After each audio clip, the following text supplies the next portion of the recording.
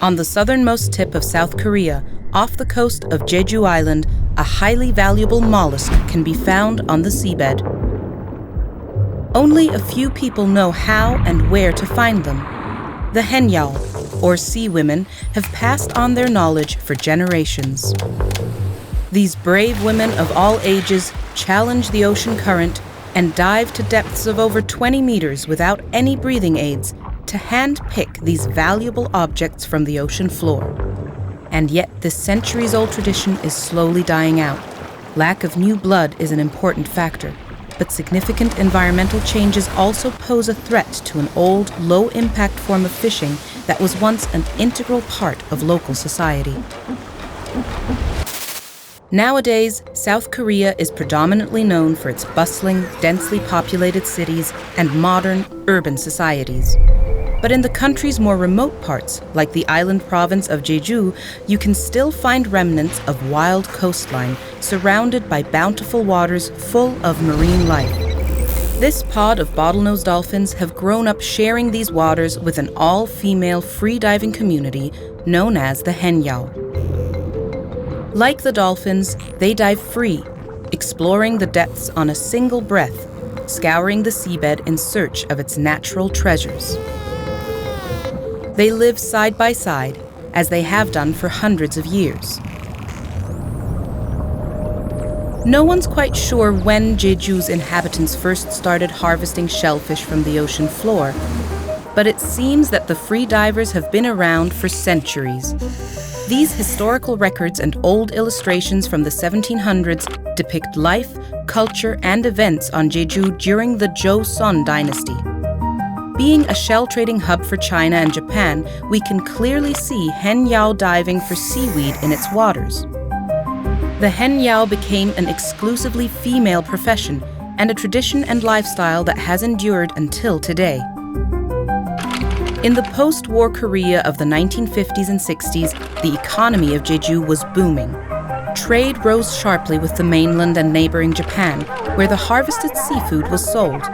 The free divers were a significant integral part of the local economy, with many young girls aspiring to become Haenyeo one day. Many Jeju families, particularly on the tiny islets off the coast such as Marado, where sea diving was the sole source of income, relied on the Haenyeo for the majority of their earnings, turning it into a semi-matriarchal society. The Haenyeo culture is harsh and strictly hierarchical. It takes many years of tough training to become a sea diver, prepared for the extreme working conditions. Strong currents, cold temperatures, and constant pressure changes are very demanding for the human body. Significant physiological changes occur during a breath-hold dive called the mammalian diving reflex. Heart rate and metabolism are reduced to slow the rate at which oxygen is used. With oxygen stores depleted, the body starts diverting blood from the hands and feet to vital organs.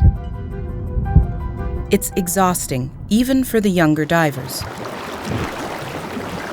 But as the Korean economy kept growing, the Haenyeo saw a significant decline in numbers.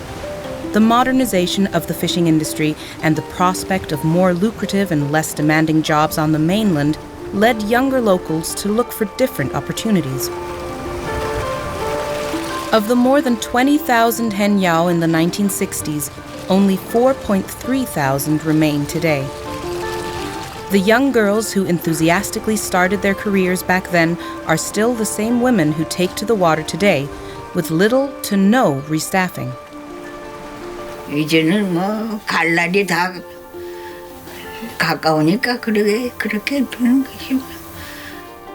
The local government of Jeju spent the equivalent of $6.5 million on preservation measures for the Haenyeo. And in 2016, UNESCO awarded the divers a Cultural Heritage of Humanity designation. Divers of Jeju, or the Haenyeo as they're known, really represent a tangible cultural heritage and why we're trying to safeguard that. The policies worked. The appeal and prestige of Korea's freediving profession have increased again in recent years. Several young women have chosen to embark on this career path. Jin So-hee and Woo Jung-min are among the younger women following the centuries-old tradition of free dive fishing. The pair run a YouTube channel called Yotsum Haenyeo, or Modern Sea Women, chronicling their lives and work, with their most popular video garnering more than 800,000 views. However, they now have to face and address a completely new threat to this once sustainable form of fishing. Climate change and environmental pollution have made it difficult for the sea women to find enough sea life to harvest. For 6 years, Jin has been diving in the icy seas off this rocky shore, gathering abalone, conches, seaweed, and other marine life by hand to be sold in local markets. Every year, the waters are a little less icy, warming as much as 2.6 times more than the world average, casting doubt on the future of the Haenyeo. Warmer waters have changed the habitat on the seafloor by introducing more stony coral and killing off seaweed forests. Large beds of seaweed have disappeared, replaced by rock-like coralline algae, and resulting in the decrease of marine resources. With less seaweed, which the Haenyeo also harvest as food, the women have to dive increasingly deeper.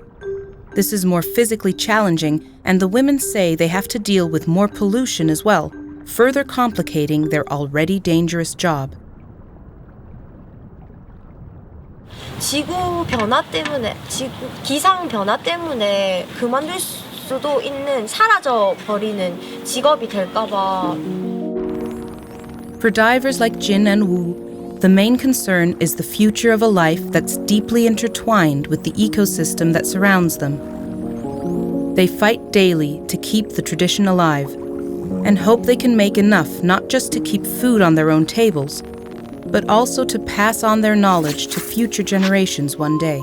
It is indeed fascinating to find out more about people that actively engage in the ecosystem that surrounds them. So please, if there's any other similar topic that you'd like us to address, just leave a comment below. And if you like this video, consider subscribing. There's much more coming up.